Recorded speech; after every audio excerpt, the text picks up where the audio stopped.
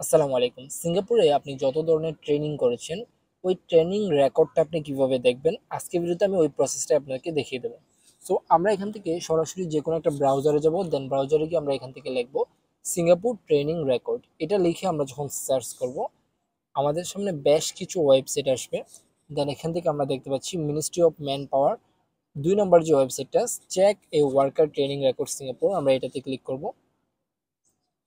আপনি কিন্তু সেম কাজটা মোবাইল ফোনের মাধ্যমেও করতে পারবেন। আমি আপনাদেরকে বোঝানোর সুবিধার্থে এখান থেকে আমি ল্যাপটপ ব্যবহার করছি।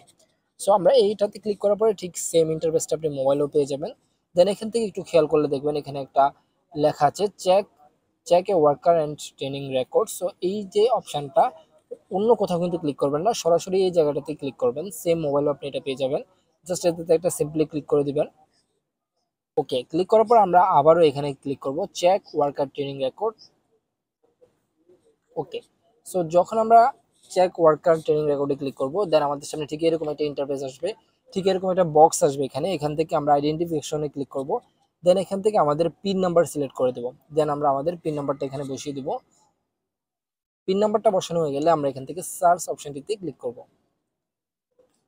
সার্চ অপশনে ক্লিক করার পরে আপনি এখান থেকে ওয়ার্কার ডিটেলস দেখতে পারবেন, অর্থাৎ আপনার নাম এবং পিন নাম্বার, এবং আপনি কত বছর ধরে সিঙ্গাপুর আছেন।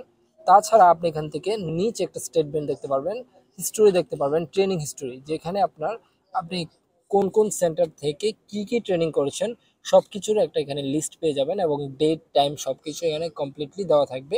এবং কোনোটা যদি আপনার ফেল হয়ে থাকে সেটাও কিন্তু এখানে লেখা থাকবে। সো এখান থেকে কিন্তু আপনি সকল ধরনের আপনার সিঙ্গাপুরে যত ট্রেনিং হিস্ট্রি আছে সেটা কিন্তু আপনি এখান থেকে এক নজরে দেখে ফেলতে পারেন যে আপনার এই ট্রেনিং ইয়াটা কিন্তু যোগ হয়েছে কিনা এখানে। সো এখানে অনেক ক্ষেত্রে যেটা হয় সেটা হচ্ছে, আপনি যেমন আমি কিছুদিন আগে রিগার সিগন্যাল দিই। সো এইখানে আমার রিগার সিগন্যালটা কিন্তু আমি পরীক্ষা দেওয়ার সাথে সাথে অ্যাড হয় না। এখানে অবশ্যই আপনি পরীক্ষা দেওয়ার রেজাল্ট আসার পরে মিনিমাম 15 ডেজ আপনাকে ওয়েট করতে হবে। তারপর কিন্তু এমওএম এর ওয়েবসাইটে আপনার রেকর্ডটা আপডেট হবে। আপনাদের যদি কোনো কমেন্ট বা কোনো প্রশ্ন থাকে কোনো বিষয়ে, সেক্ষেত্রে আপনারা আমার এই কমেন্ট বক্সে কমেন্ট করতে পারেন বা সরাসরি আমাকে মেসেজও করতে পারেন।